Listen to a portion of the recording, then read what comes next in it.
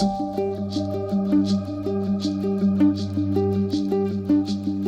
back to Rolando Estocada. My name is Rolando, and thank you for continuing with me in this Mastering the Winkler Tomahawk series. And as promised, this is a video that's going to do a comparative analysis between the full-size RnD Tomahawk and the compact RnD Tomahawk. Of course, as consumers and as civilians, this is something that we have to really pay attention to, not only in terms of our practice, but also in terms of our wallets. We don't all have a lot of disposable income to be able to say, I want this length of tomahawk, but oh, I kind of really like that one also, but oh, really, I like that one as well. So there's a little bit of having to choose between one or the other, one just from a collectability and budgeting standpoint, but also what does it mean in terms of its actual context and value when we, God forbid, have to use these tools to defend ourselves and those that we love. So I want to be able to present to you what my findings were in the time that I have spent with the full size and the compact, so that you can make a better and more informed decision as to which ones work best for you. Just to draw a bit of a comparison, this is the compact, so that you have a nice visual reference, and this is the full size. I can't choose between the two of them. Up front, I can't choose between the two of them. However, I can start to choose between the two of them depending on this specific context that I happen to like to use in my Estocada practice. I'm going to pick up the tools again. Really, there's very little difference from a design standpoint in terms of the tool itself. If you take a look at the two of them, they're exactly the same. They're almost the same length. So when you take a look at them, we can't necessarily say, I want this one because it's longer, or I like this one because it's shorter. I don't think length is necessarily the deciding factor for me. And I think that the value, the parameters of this comparative analysis is going to take length, range management, distance management into consideration, but there's a broader context that we have to take a look at. Which one is going to be primary and which one is going to be secondary. So if we think of the full-size RnD Tomahawk in terms of length as your primary tool, meaning you're leading with it. Let's just take, for example, that even though you're a civilian, you don't have your high-powered machine gun with you, you don't have your fully customized pistol with you. For just some reason, this happens to be your primary tool. That's an important consideration to make, because now you're thinking in terms of largo mano and the ability to switch from mid-range to close range. I think it's great when you consider it as a primary tool, because look at the beautiful wide swings that you want to make, and then you can check with the other hand, secure with the other hand, and there's a lot of things that you could do with this tool if you think of it as a primary. Now, that's with the offhand having no weapon on the side. If we take into consideration the Tomahawk buoy methodology or Tomahawk dagger, in this instance, I'm going to use one of my favorites, the Randall Bear model. What an amazing combo this would be, where if we move with the full size and the bear, so that this is primary, it clears the line, my right shoulder is forward, and then once I clear the line, I catch, I hook, I punch, then I come up the center with the bear buoy, or I back cut with the bear buoy. That's one possibility of it. If I think of this as primary, I think that I'm going to go with the full size. The compact is even shorter than the bear buoy, so not really that good as far as a primary tool is concerned.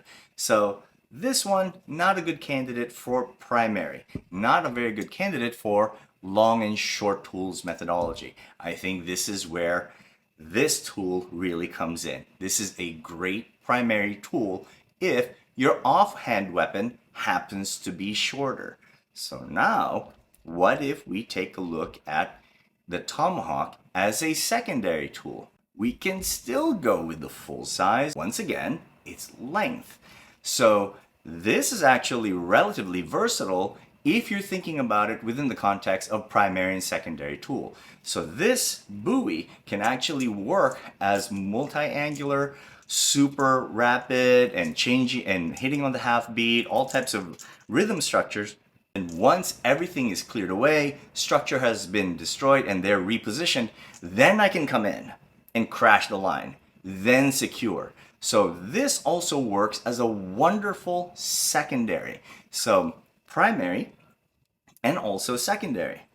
Bro, then why are we even looking at the compact? Because the compact is a very versatile tool because of its ability to work almost like a karambit. This is what I really like about it because it's almost like this small hidden dagger. For those of you in Filipino martial arts, this is a great tool if you're coming out of hubad.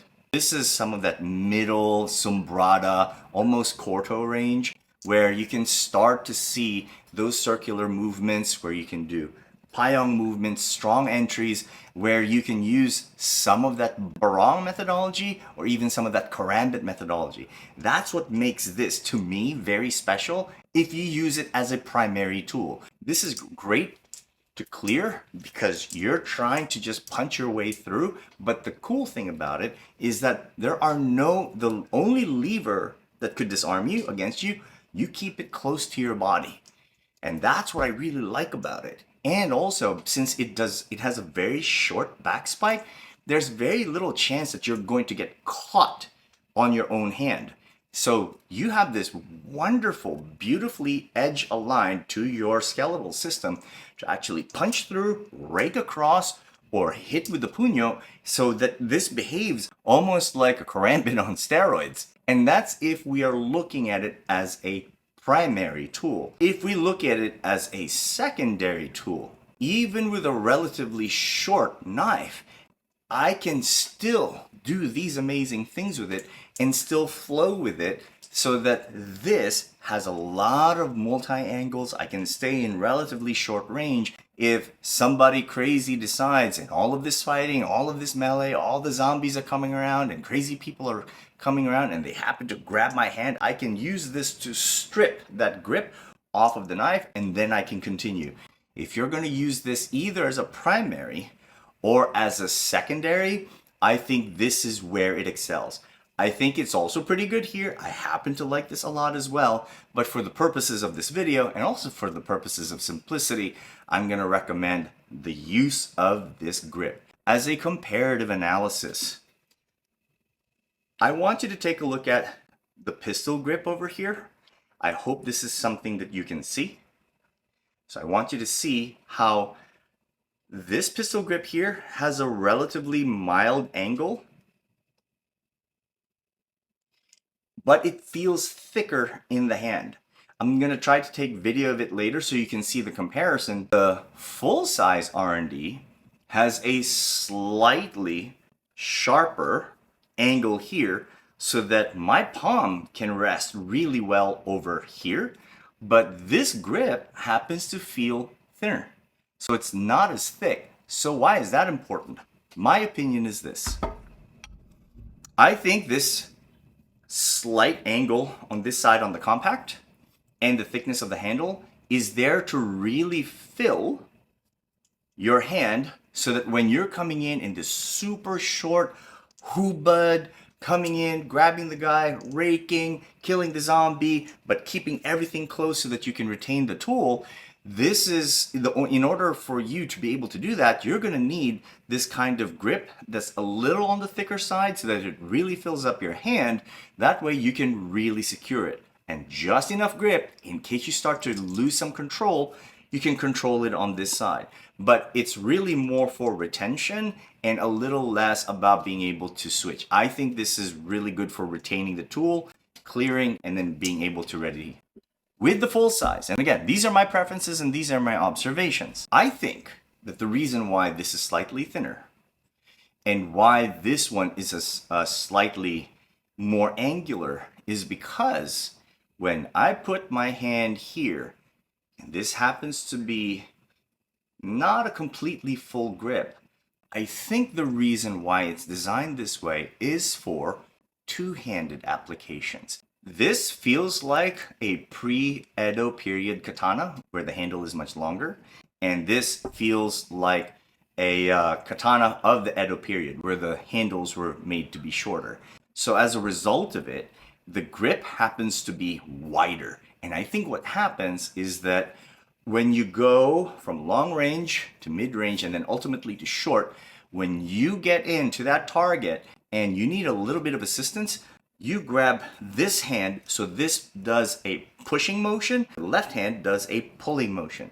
Push and then pull. When you have that push-pull motion, you have a very powerful technique that takes advantage of this very special ergonomic design of the full size. So the scenario I'm thinking of is that you're going in long range, middle range, and then for some strange reason, you come in and you go, bah, you're a little stuck, you do a little bit of torquing, and then from here, push and pull, and now you're able to extract from the target. This one, I think because it is shorter and it is thicker, and that angle allows it so that when you're pulling in, it lines up with the mechanoreceptors of the hand, but in a very different way, so that when you punch and somehow for some reason you're somehow stuck, for some reason I think this is something that you can do just like a karambit, where you can just turn it. So that's where you just go bam, boom, and then you keep going. The kind of thought process, in my opinion, that went into both of these tools, because in many ways, although they are very similar in design, I think they're very different tools. I think they have different purposes. I think they both serve both of those purposes well. And I think that if anybody is thinking about purchasing them, be mindful that when you purchase them, you are also signing up for very different curriculums.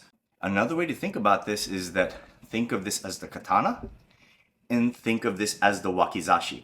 The katana and the wakizashi, training them, they are two different curriculums, two different weapons. So when you're moving with this, the mechanics are very different. The applications are somewhat the same, but at the same time, you're going to be looking at very different mechanics for it and a different type of skill set.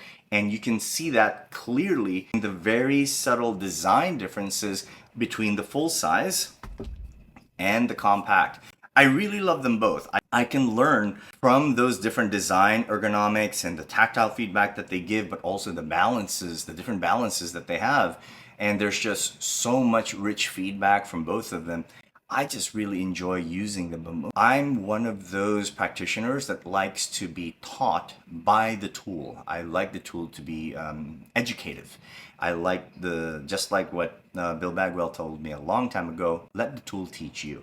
And I think that these are both fantastic tools to teach me different perspectives, different uses, so that I have a better understanding of how my own body operates and how different martial applications gives me a broader understanding of the martial arts. Thank you very much for letting me share this with you, and I hope you enjoy this video. The subtle design differences between the full-size RnD and the compact RnD dictate the significant strategic applications between the two. Here you see me start at long range, where I can start to use grip switches to close the gap and apply it as needed. I can take care of high line and ultimately some low line applications, but that is how I like to segment a target in terms of the full use of the full size RnD.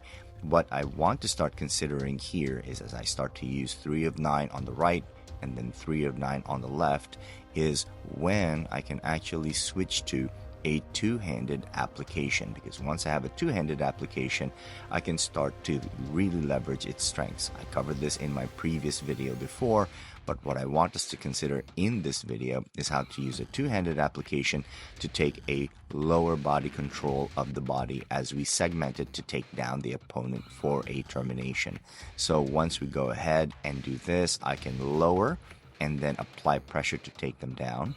This is something that I got from the Dog Brothers, which is a great strategy to use. So I like to come in or turn that edge in. That's a great application and a great use of the tool. The other thing I like to do is upper body control. Here where we control the neck, where we leverage the tool in terms of the edge and in terms of the hooking capabilities of the handle. Another context for this strategic application, a classic Tomahawk and buoy application. Here I am using my brand new Bagwell Custom, where I'm using the Tomahawk as the primary and the edge up application of the Bagwell buoy, and really using it more as a shield. Tomahawk goes ahead and opens with these nice and relatively wide cuts, but then we come into the center line using the Bagwell buoy.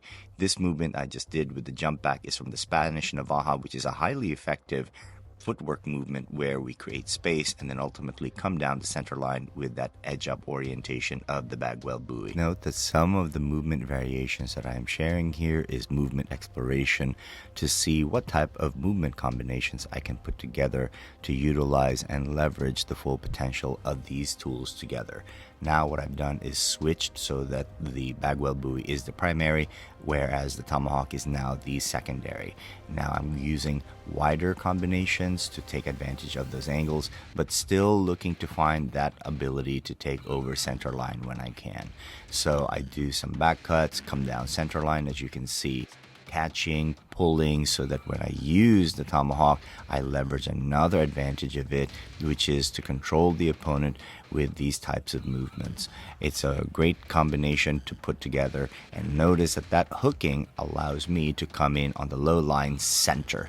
So these movement explorations allow me to really take full advantage of what these two tools together can actually do. What a classic combination they are, the Winkler Tomahawk and the Bagwell buoy combined. Do take note that when you're working in this configuration, it is very possible through an accident that you can stab yourself using the buoy. This is a no bueno, so be highly mindful when working with the Tomahawk and working with the buoy.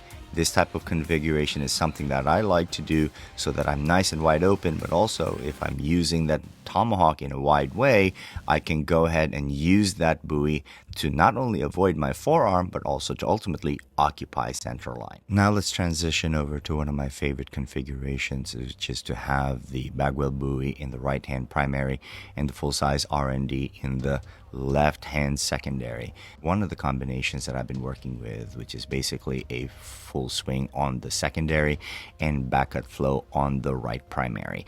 So this combination put together allows us to somehow come in outside of sight line, but also occupy center line as we manage tall and short posture so that we can come up or come in, which makes for a very fascinating angle of attack and managing the distance. So you see how the primary, the buoy, can go ahead and apply those back cuts and a back cut flow. But when we put that in combination with the Tomahawk, this epic combination allows me to back cut on the outside line and also occupy center line and even close the distance using the full size RnD. You control the upper segment of the body with this, exit with a slash with the secondary, exit with a reverso with the primary. Very deadly combination, so that as I go out and I go offline, I'm good to go. What I'm going to do here instead is go low line, then go up the up line here, so that I can reverse coming out with a catch and pull, then occupy center line once again. So this is a type of thought process that I borrowed from Box Francaise Sabat, where I come down center line and do a déplacement décollage as I go outside. So now when I go ahead and use these combinations, I'm thinking upper segment, lower segment. Am I going outside with the Bagwell buoy, or am I using the secondary powerful Tomahawk to either close the distance, hook, and control? And with these combinations and thought process in place, it is a very deadly combination. Now we're going to move on to the compact as primary and the Randall Bear buoy as secondary. This is a great combination because it allows me to get really compact, really short, and throw in these very short attacks so that once I enter and pressurize with my attack, I have these great angles to come in with, but also apply all types of pressure, all types of attacks on the upper body and lower body segments of the target. So once I come in, I have lower body and upper body combinations.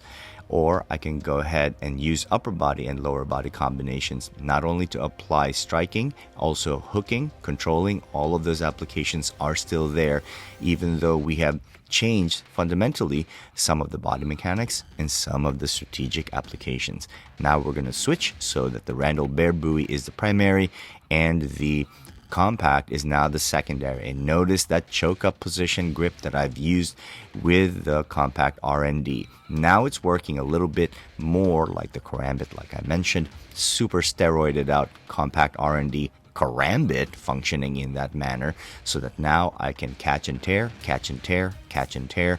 And I switch so that once I catch and tear, I can use that Randall Bear buoy to go ahead and control, slice, or proceed with terminating the opponent. I really enjoy working with the Winkler RnD Tomahawk and the Bagwell buoy. In many ways, it's a marriage made in heaven between these two fantastic makers, and my practice has been revitalized as a result. Thank you for watching this video. Stick around, stay tuned, more videos to come.